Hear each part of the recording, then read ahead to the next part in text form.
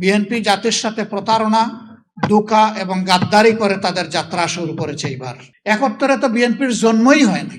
71 তাদের হয় কিভাবে? আন্দোলন যে ছাত্ররা করেছে সেই ছাত্র এবং তাদের মা বাবারা মিলে যাকে দেশের ক্ষমতায় বসাতে চাবে তারাই বসবে। ডক্টর ইউনূস যদি এটা করে থাকেন আমি এইটারও নিন্দা জানাই, এবং এই আত্মস্বীকৃতির মধ্যে দিয়ে এটা প্রমাণিত হলো যে ইঞ্জিনিয়ারিং এর কথা নির্বাচনে উঠেছে সেটা সত্য। এখন বলতে পারেন আপনারা কি করলেন? ভোট দিলাম 70% মানুষ, আপনারা ভোটটা করে তুলতে পারলেন না কেন? আমরা কেন পারিনি তার জবাব আমার চাইতে আপনারা কম জানেন না। তবে এইটা ঠিক, আমি সেদিন পার্লামেন্টে বলেছিলাম গুগু বারবার ধান খেতে আসে, কিন্তু কপাল যখন মন্দ হয় তখন কিন্তু জালে বেঁধে যায়। ইনশাল্লাহ গুগু বেঁধে যাবে, দেরি হবে না ইনশাল্লাহ। বিএনপি জাতির সাথে প্রতারণা, ধোঁকা এবং গাদ্দারি করে তাদের যাত্রা শুরু করেছে। এবার তারা সংবিধান সংস্কার পরিষদের সদস্য হিসাবে তারা শপথ নেয়নি।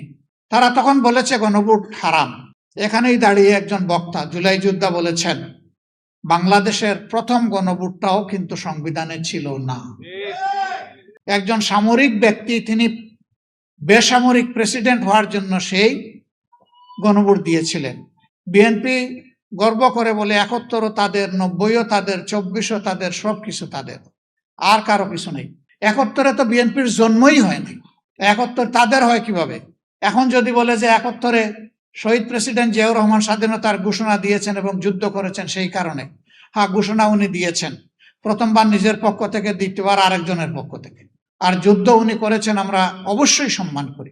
কিন্তু এককভাবে যদি একক ক্রেডিট এক ব্যক্তিকে সবকিছু দিয়ে দেওয়া হয় তাহলে বাকি যোদ্ধাদের পজিশন কোথায় থাকে?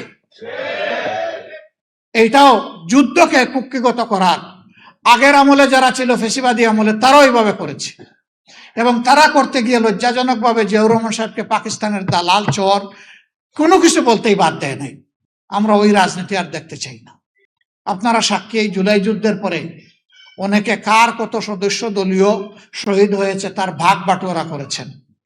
আমরা সেদিন প্রতিবাদ করে বলেছিলাম আমরা এটা নিন্দা জানাই। শহীদরা কোনো দলের প্রপার্টি নয়, এই শহীদরা জাতির গর্বিত সম্পদ। আমরা দলীয় ভিত্তিতে কোনো ভাগ বাটোয়ারা করতে চাই না। চেষ্টা করেছি আমাদের অবস্থান থেকে শহীদ পরিবারগুলোর কাছে যাওয়ার, কিন্তু এটা দাবি করতে পারি না যে আমাদের কাছে তাদের যে হক ছিল সব আমরা আদায় করে ফেলেছি, এটা কখনো দাবি করব না। তবে এটা নির্দ্বিধায় বলবো, আগে বলেছি এখনো বলছি, ছিলাম আপনাদের সাথে পরিবারের সদস্য হিসাবে, এখনো আছে এবং থাকবো ইনশাআল্লাহ।